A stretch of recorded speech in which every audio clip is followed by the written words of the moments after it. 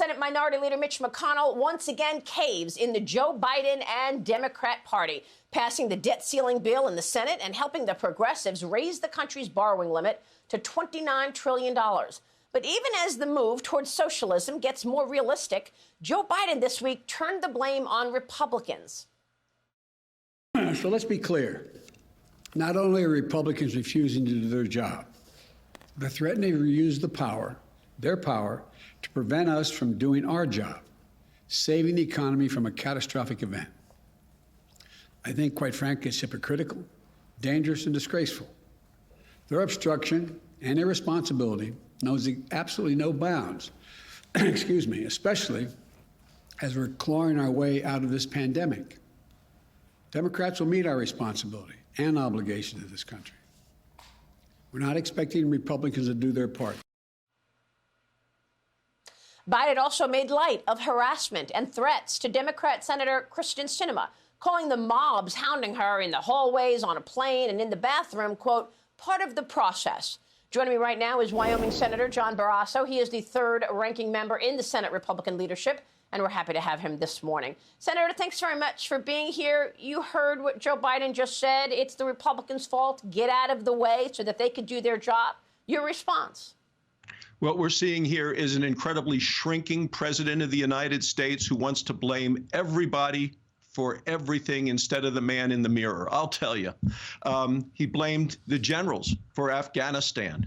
He blames our Border Patrol for the crisis at the border. He blames the general population for COVID. We have a president who is facing roaring flames all around him politically in terms of COVID, the border, inflation. And I'll tell you, people around this country are fed up, and people don't believe he is up to the job. Yeah, people are fed up. I agree with that. We've got crises at every other corner, whether it be the inflation that's out of control, the jobs numbers were underwhelming, the crisis in Afghanistan, the crisis at the border. And yet, Mitch McConnell agreed to join the Democrats in raising the debt ceiling, passing that bill in the Senate. Did Mitch McConnell cave? No, not at all. We were able to force the Democrats to do two things they absolutely did not want to do. One is, as you know, they wanted a blank check. They wanted to be able to raise the debt ceiling all the way through the 2022 elections to spend as much as they want.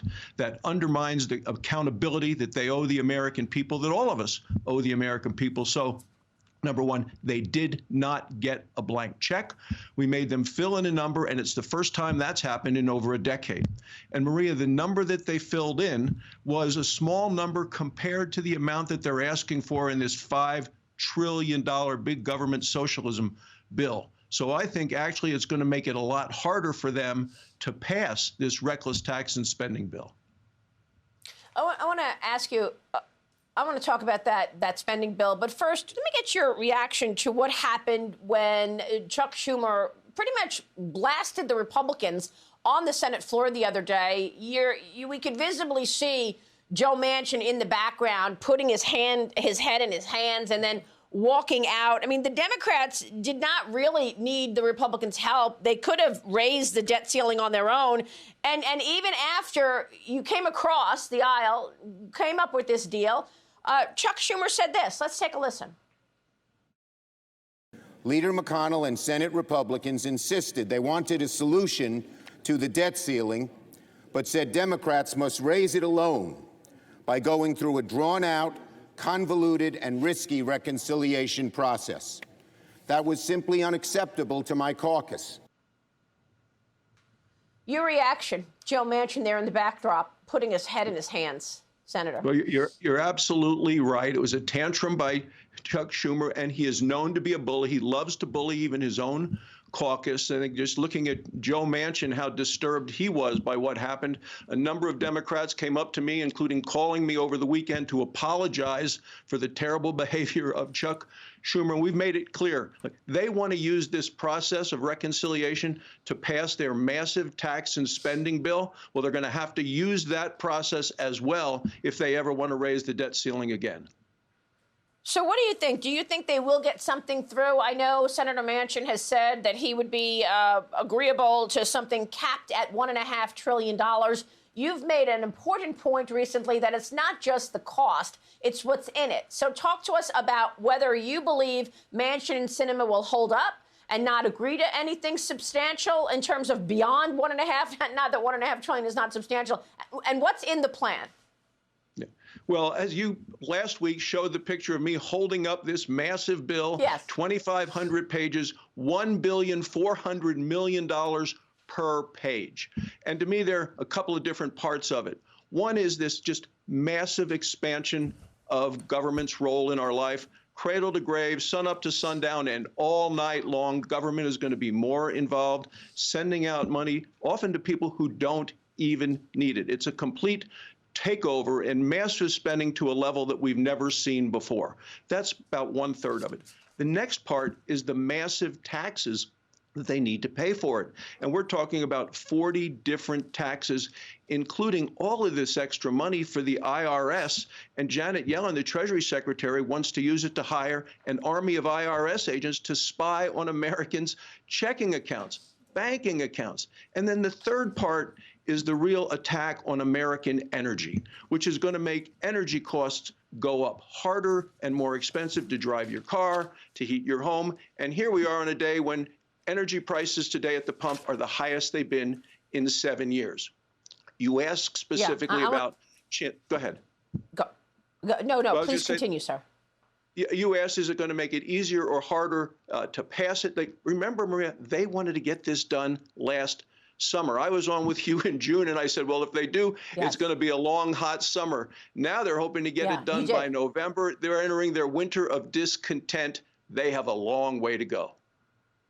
So I want to ask you about energy, but before I get there, real quick on these big federal programs that you've discussed, what kind of free money is going to be coming to people? I know there's major, child care support, there's elder support, a free community college. Go through some of those programs that once they're in place, isn't it true that they don't go away after a year? Well, that's actually the absolute bottom line of what we're looking at here. And in a way to try to lower the price tag, they're saying, well, we'll just start them small and let them grow over time. You and I know, Maria, once you get a federal government program in place, it's very hard for it to ever go away. So everything you mentioned is in there. The question is, how much are they going to start funding? But their goal is a complete takeover of the lives of the American people, which is why I call it big government socialism, and it is an expansion of government and an addiction to government like we have never even contemplated or seen before. And Joe Biden has surrendered to this socialist wing of the party, even to the point of holding hostage bridges, ports, airports, highways, things that the American people actually want. Yeah, so just to be clear, they will not agree to an infrastructure package unless the reconciliation goes through, right? It's dead, even though it was agreed upon.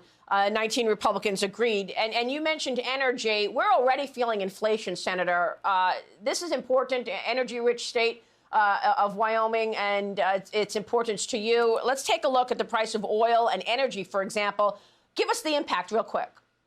Well, today people are paying more for gas at the pump than they have over the last 7 years, about $1.25 more per gallon. That's about $30 per a fill up, and that is taking a big bite out of people's paychecks. And the people most hurt, of course, are people on a fixed income, seniors, young couples and families trying to get by. And it's all because of Joe Biden's policies. First day in office, killing the Keystone XL pipeline, blocking oil and gas leases. But the problem about this, it's only American energy he's attacking. He has now asked Saudi Arabia, OPEC, and even Russia to pump more oil to sell it to us. Look, we used to be energy dominant. Under Biden, we're energy dependent. And there's a lot more value and smarter for our country to make the energy and sell it to our friends than having to buy it, Maria, from our enemies. Well, Senator, I question that infrastructure package because there wasn't a dime allocated to the border.